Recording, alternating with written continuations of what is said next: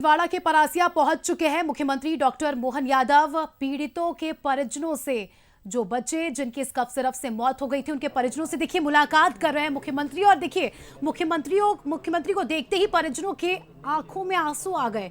ये वो लोग हैं जिन्होंने अपने बच्चों को खोया है। एक कफ सिरप की वजह से कई घरों के चिराग बुझ गए हैं। अब देखिए विवेक बंटी साहू भी इस दौरान मौजूद है मुख्यमंत्री के साथ।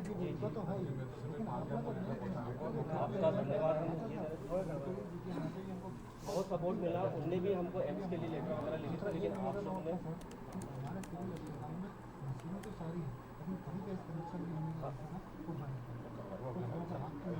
आपका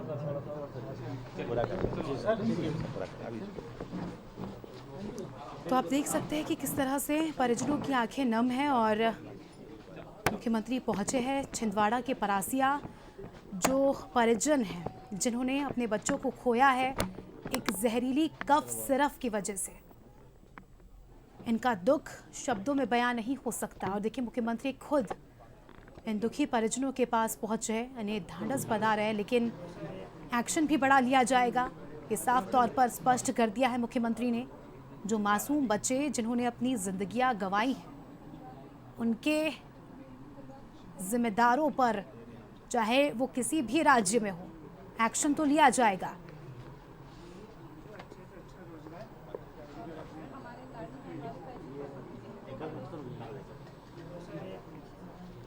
मृत्यु हुई। मैं आज स्वयं छिंदवाड़ा जिले के परासिया के पास के न्यूटन गांव में भी आया हूं और जैसे कि जानकारी आई, तुरंत जितना हो सकता है प्रशासन के माध्यम से आज भी हमने ड्रग कंट्रोलर को हटाने का बताया है। डिप्टी ड्रग कंट्रोलर जिनकी जवाबदेही, उनको सस्पेंड किया है, इंस्पेक्टरों को भी सस्पेंड किया। और दुख की इस घड़ी में खासकर जिस कंपनी से मल बन के आया है, उस कंपनी के खिलाफ भी कार्रवाई तमिलनाडु सरकार से कहा कि वो उस पर कठोर कार्रवाई करे, और उन्होंने सारे प्रोडक्ट बंद करे हैं। मूल रूप से तमिलनाडु की जिस फैक्ट्री में ये जिस स्थिति में बन रहा था, मुझे बताया गया कि वो अमानक तरीके से, और वहाँ स्टोर भी इस टाइप की चीज़ें, वहाँ की सरकार से कहा और सरकार ने उन सारी बातों को संज्ञान में लेते हुए सारे प्रोडक्ट को बैन किया है। मध्य प्रदेश में दोबारा ऐसी घटना ना हो, हमने तो ये कहा कि किसी हालत में दवाई फैक्ट्रियों पे प्रॉपर जांच हो, और रैंडम हमारे यहाँ के भी अधिकारी जांचें, भले ही किसी कंपनी किसी राज्य से भी आए, लेकिन हमारे अधिकारी भी इसकी चिंता करें, इसलिए हम प्रॉपर निर्देश जारी किए।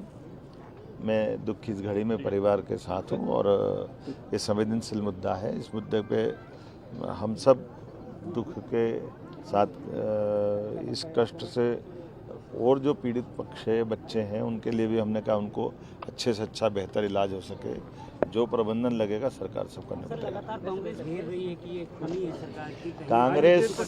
कांग्रेस के पास सिवाय आरोप लगाने के, बोलने के कुछ है नहीं। अंतिम में करा लगाने का पाप उनके सिर पे है। कांग्रेस के शासनकाल में कभी संवेदनशीलता नहीं दिखाई, कभी किसी के पास इस तरह की बातें नहीं की।